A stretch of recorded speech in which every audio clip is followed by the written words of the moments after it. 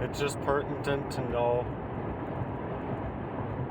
that you're worth more than just being played on and played about as if you're somebody else's property. Because you're more than property. You're more than to be used as somebody's property, I should say.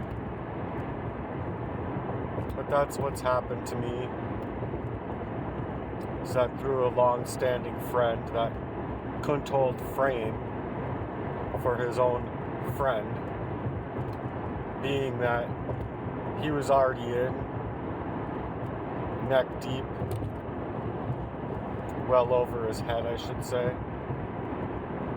stealing away my life, stealing away my livelihood, with intent to take my life away.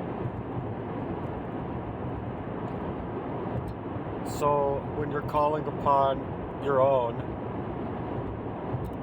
given the extremities of the situation,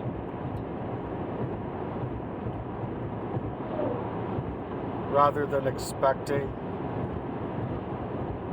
you're just hoping that they understand the problem that can be solved is much like cancer or any other disease like multiple sclerosis or diabetes. It's a movement for Christ preparedness, and I think it's worth more than anything because it covers all of those diseases when all that it really means is to be in dis-ease, be filled with anxiety, be provoked, instead of having others as help to help you revoke the issues at hand, and instead of having them help you with the issues at hand, they're just creating more pain, more drought, more unhappiness within you and all around you. When it really boils down to it, you should be able to rely on your own to go to in times of circumstances like these are. Not just to be discarded or rather led to be on standby or their help to be on standby. That's not help, and that's not love. Love is supposed to be all-encompassing, ceaseless in prayers, ceaseless in activity. That rather, instead of having a frowny face, it helps you ease the tension and lightens up your load. But with where I've been concerned about my own writing and about the things that have been happening to me, it seems to me that I was just being capitalized on instead of actually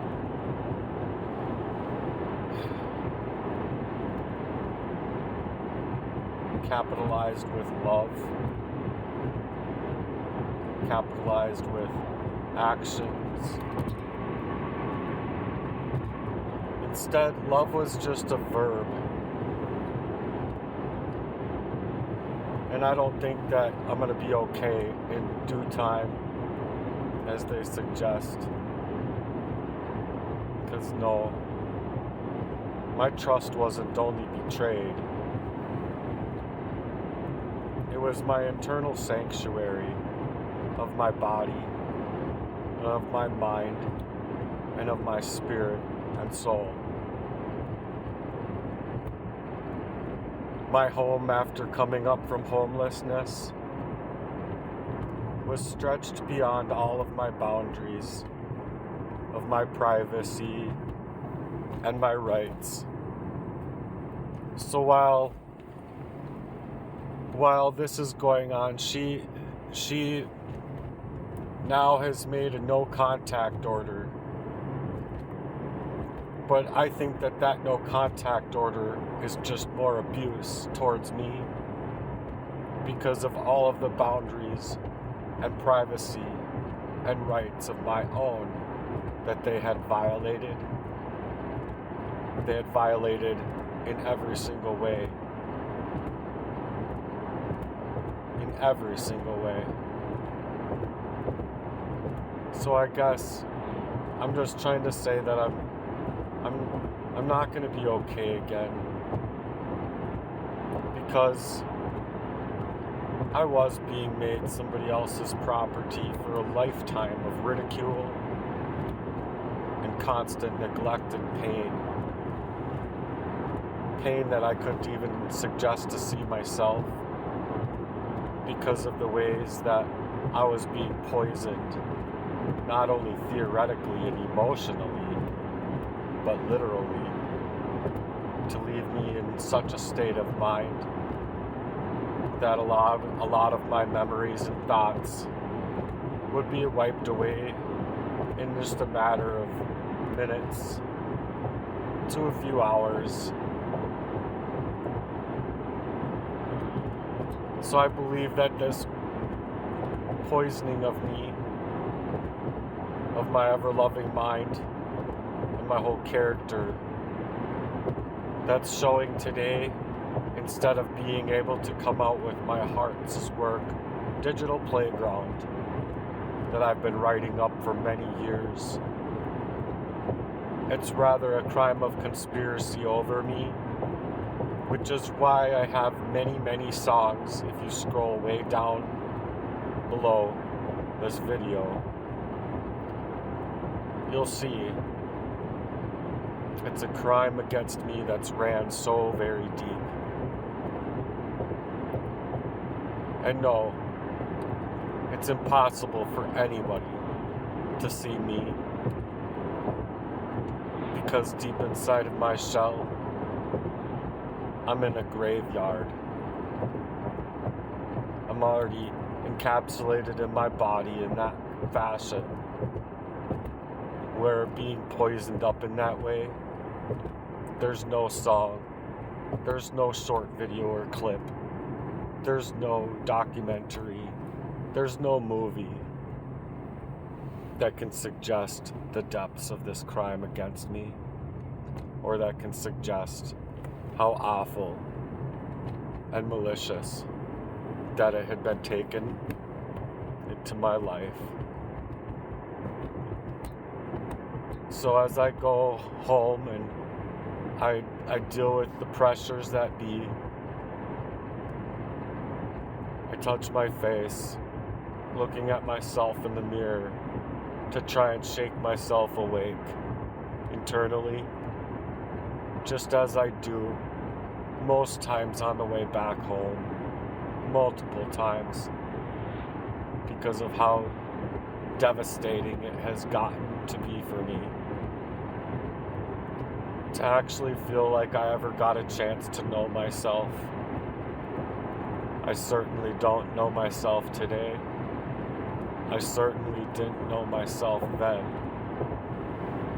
And I believe that to know one's self, they have to first find themselves in love. Not only in love with love itself, as God is love, but to find themselves in Christ. So I simply don't care for what they share or what they have to say about me through any of my actions, through any of my writings, because those conversions of me were just never me in Christ Jesus. So I was never able to be me being made so confused, so hurt in my reality, where I was just made to not be able to speak, made to not be able to think or reason straight, made to not be able to breathe, as if my autonomy meant nothing to people.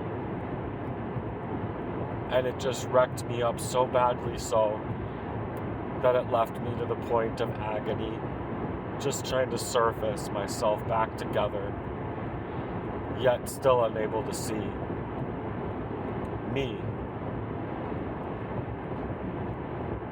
I wasn't able to see me at all. So I hope that you understand what I'm saying,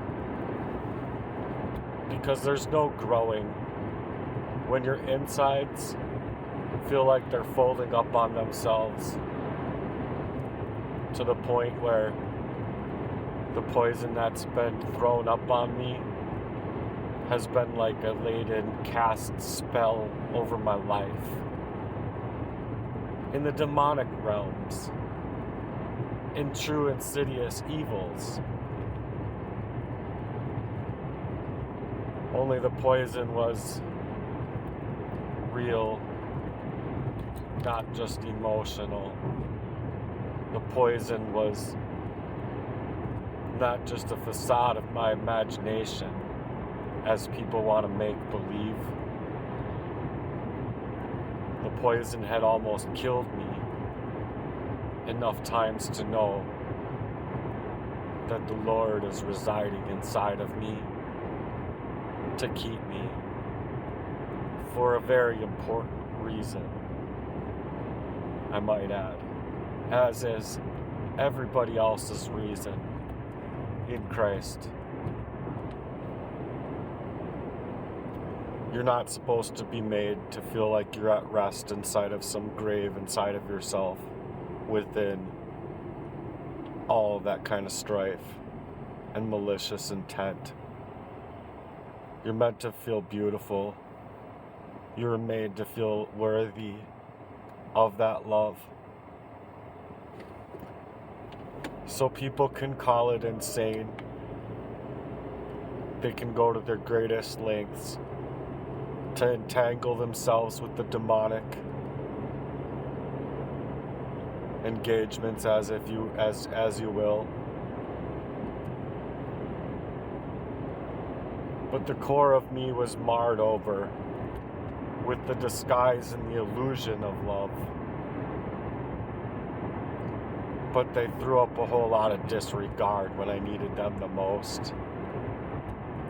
So with things like my NFT or cryptocurrency being maneuvered away from me just after being poisoned, and then the same thing, unable to get a place of my own to live, it's as if the word love was just a verb to be used to mistreat me and to also misjudge me for a thing that I was trying to create, to ensure that, well, I had been messed over and marred over so many times that their idea of love wasn't love at all.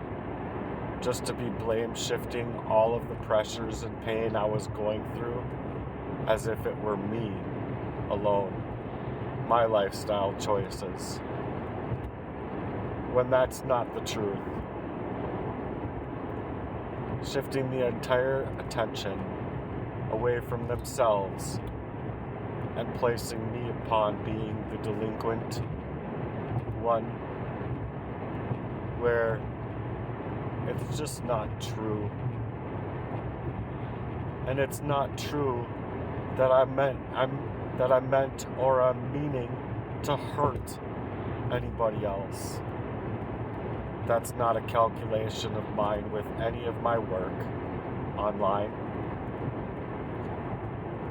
My calculation is simply for the multiplication's sake of a preparedness movement for Jesus Christ. Because I do believe that the end time could be near, but I also do see the satanic realm and those people that want to work with Satan and the evils and malicious intent can be making it as if that is the case, when it's actually not the case. So I take encouraging prayers into ministry for those that would rather shift that reality than just surface it, speak on it as if it's the end of the world, and speak on it instead as if this is a new seed, planting for the dawn of a new time and a new era of life to come forth.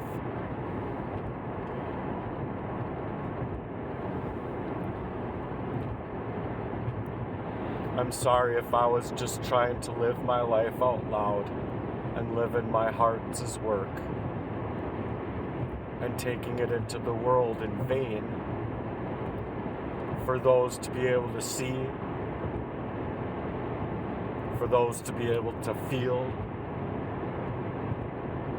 as if anybody else out here in the world has a right to make more of their lives than they currently are. And they do. But with what people do constantly, targeting those that are in such pain already, how is it that you have any more right or accessibility to that kind of reality than we have to create for ourselves, or rather to try? Because no, I don't think that you have the right to do the things that you do. You go into work and you don't care about people. You don't care about your boss. You don't care about anything but the money that comes inside of your life. So much so that you're willing to throw up a bunch of hurtful things upon another person. And even customers or even other people. Just to walk idly by, making your own bread, not giving one muck about anybody else's bread. So go break bread with who you break bread with. But I don't consider what you are doing as forthright or forthcoming at all. Walk away as if you could partake in a partition. That's to suggest and throw up all that kind of pain and anguish to the position of poisoning a person out of their minds. You ought to be ashamed of yourselves. But like a vapor, I've been once thought that I could become something more for myself, forevermore. But it's gone into the simplest beats of a folklore song, or that of any other song that suggests that type of pain, but still can't even surface the little 2% about what I'm bringing out here. So I've been working with the Lord to take the me that is me, the true me, out into the real world, to where I can get a partition of that life. I can get that partition made. And to separate it, hidden in Christ, for the Lord's sake, and the Lord's sake only. Not mine own, not anybody else's I'm working for or with, but for the Lord and Jesus Christ's name. To take me to somewhere that I'm meant to be, just as I want to be able to take those things out for other people as well. So I'm asking, Lord, will you take me out to eat? Lord,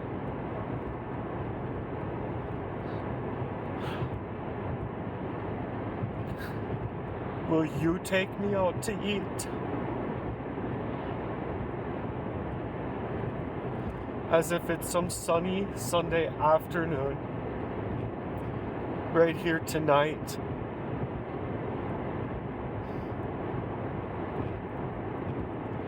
And I pray for these things in Jesus' name. And the reason that I'm bringing this about in my ministry is simply this. My prayers are all hidden in Christ. The meaning of what I just said is hidden in Christ.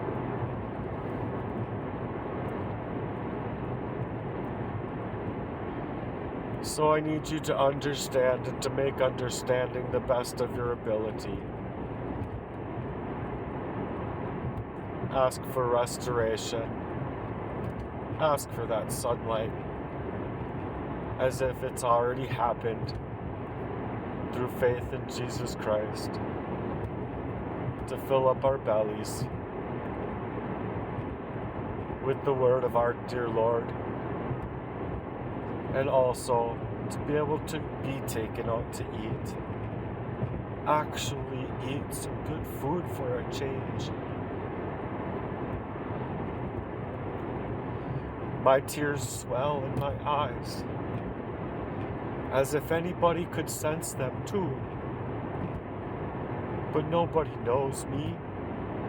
Nobody could even suggest to think something even happened to me, rather than just to think that, much like other people close to me, or suggestively close to me,